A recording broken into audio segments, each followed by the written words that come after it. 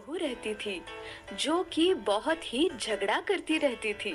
फिर उन दोनों के पति उन्हें सत्संग जाने को कहते हैं, जिससे कि वो दोनों कुछ अच्छी बातें सुनकर कुछ सुधर जाएं। सास हॉल में बैठी बहू का इंतजार कर रही होती है। तभी बहू अपने कमरे से सज धज कर इतराते हुए चलती आती है। उसके हाथ में अपना मोबाइल फोन होता है और एक छोटी सी पर्स होती है और गॉगल भी पहनी होती है। उसे ऐसे आकर देख सास बोल पड़ती है, ओ मैम साहब, हम सत्संग जा रही हैं। सत्संग कोई फिल्म देखने नहीं जा रहे जो ऐसे मॉडल बनकर आई है। हाँ, तो क्या करूँ? सफेद रंग की साड़ी पहनकर चलूं क्या, जैसे कोई तपस्या करने जा रही हूँ? तो क्या ऐसे चलेगी? हाँ, मैं तो ऐसे ही चलूंगी। मेरा भी कोई स्टेटस है, ऐसे नहीं कि मैं कैसे भी जाऊंगी। तो फिर तू रुक, मैं अभी आती हूँ। अब आप कहाँ चली? तुझे क्या करना है, आती हूँ मैं। अलका अंदर चली जाती है। रीमा बड़े स्टाइल में सोफे पर बैठ जाती है। थोड़ी देर में अलका तैयार होकर आती है। भरजरी साड़ी ज्वेलरी पहने वो आती है। उसे देख रीमा कहती है, ये क्या पहनकर आई हो? शादी में थोड़ी जा रहे हैं।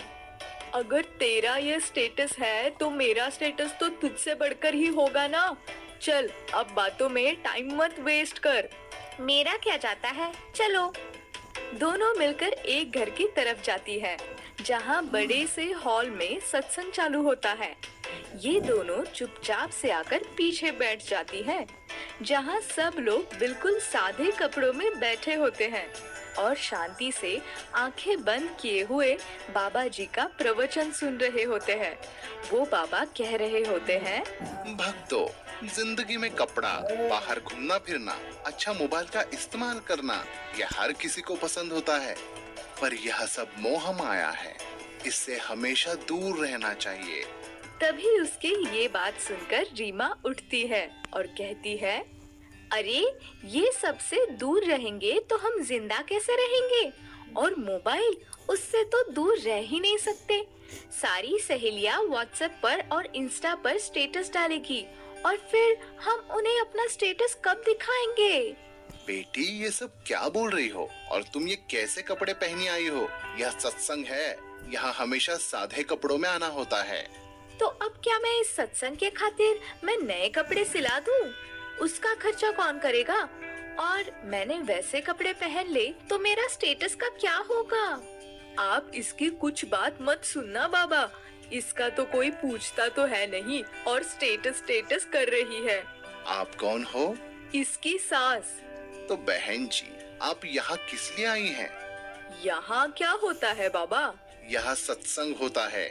तो इसी के लिए आई होगी ना मैं, या डांस करने आई हूँ? क्या बाबा, आपको ही पता नहीं? वो मुझे पता है, लेकिन इतने जेवरात क्यों पहनकर आई हो? अब ये ऐसी आएगी तो मैं तो इसकी सास हूँ, मुझे तो इससे अच्छा बनकर ही आना होगा ना। आप दोनों बैठ जाइए। देखिए भक्तजनों, ईर्ष्या मनुष्य के जीवन में बहुत बदलाव ला सकती है। बाबा का फिर से प्रवचन शुरू होता है तो रीमा उसके तरफ ध्यान न देते हुए अपने मोबाइल में देखना शुरू कर देती है और बीच में ही जोर से चिल्लाकर गाना गाने लगती है और उठकर नाचने भी लगती है। ओ साकी साकी रे, ओ साकी साकी, आपा सा रह न जाए कोई ख्वाहिश बाकी। रीमा नाचने लगती है और उसके साथ बाकी लोग भी नाचने लगते हैं। बाबा जोर से चिल्लाते हैं, चुप करो सब लोग, बंद करो यह नाच गाना। बाबा का आवाज सुनकर सब लोग नीचे बैठ जाते हैं। तुम क्या चल क्या रहा है तुम्हारा? ये सत्संग है बेटी। अरे बाबा, ये है ही ऐसी। घर में भी जब मैं कुछ अच्छी बातें बताती हूँ तो ऐसे ही कुछ ना कुछ करती है। इसे तो अच्छी बातें सुनना पता ही नहीं है। हाँ, मुझे अच्छी बातें सुनना पसंद नहीं है और जैसे आप बहुत सुन रही हो। आके देखो बाबा, ये तो ऑनलाइन लूडो खेल रही है। ये क्या है बहन जी? कुछ नहीं बाबा, वो लॉकडाउन का असर है। तभी वहाँ का एक आदमी खड़ा होता है और गुस्से में कहता है, बाबा, कब से इन दोनों की वजह से सारे सत्संग की वाट लग गई है। आप इन दोनों को बाहर करो और सत्संग शुरू करो। अरे बालक, ऐसे गुस्सा नहीं करते। अपने गुस्से पर हमें काबू करना आना चाहिए। अब मुझे ही देखो, मुझे इन पर बिल्कुल भी गुस्सा नहीं आ रहा है। और क्या पता ये दोनों भी सत्संग सुनने से बदल जाए। तुम बैठ जाओ। बाबा, ये मैं क्या सुन रही हूँ? क्या वो सच है क्या बेटी? कि आपको कभी भी गुस्सा नहीं आता? आपका आपके गुस्से पर कंट्रोल है? हाँ बेटी, मुझे कभी गुस्सा नहीं आता। ऐसे कैसे? कभी तो गुस्सा आता ही होगा। नहीं आता। बराबर बोल रही है बहू, आपको गुस्सा आता होगा। नहीं आता। नहीं नहीं, गुस्सा तो हर किसी को आता है, तो आपको भी आएगा ही आएगा। मैंने कहा ना बेटी, मुझे कभी भी गुस्सा नहीं आता। ऐसा थोड़ी ना होता है, आपको गुस्सा जरूर आता होगा। नहीं तो कभी भी नहीं आया गुस्सा। वो देखिए, अभी आपको थोड़ा थोड़ा गुस्सा आने लगा है, मुझे दिख रहा है। माँ जी, वो देखिए, अभी आपको थोड़ा थोड़ा गुस्सा आने लगा है, मुझे दिख रहा है। माँ जी, आपको दिख रहा है क्या? हाँ हाँ, मुझे भी दिखाई दे रहा है, थोड़ा थोड़ा गुस्सा आ रहा है अभी। बाबा हंसने का नाटक करता है और कहता है, नहीं नहीं बेटी, मुझे गुस्सा तो नहीं आ रहा। देखो, मैं तो अच्छा खासा हंस रहा हूँ। वही तो, आपको गुस्सा तो आ रहा है, पर आप उस गुस्से को इस हंसी के पीछे छुपा रहे हो। हाँ, अगर गुस्सा आ रहा है तो आ रहा है, बोलो ना बाबा, उसमें कौन सी बड़ी बात है? हर किसी को गुस्सा आता है। अब आदमी हो तो गुस्सा तो आएगा ही ना। नहीं आता मुझे गुस्सा, मैं आदमी नहीं हूँ। ओ बाबा, आप आदमी नहीं हो, यानी कि आप वो। अरे नहीं नहीं बेटी, गलत समझ रही हो। मैं आदमी ही हूँ, पर सामान्य आदमी नहीं हूँ। मैं ध्यान करता हूँ तो मुझे गुस्सा नहीं आता है। मैं नहीं मानती, मुझे पता है आपको अभी गुस्सा आने लगा है। नहीं तो बिल्कुल भी नहीं। झूठ क्यों बोल रहे हो बाबा?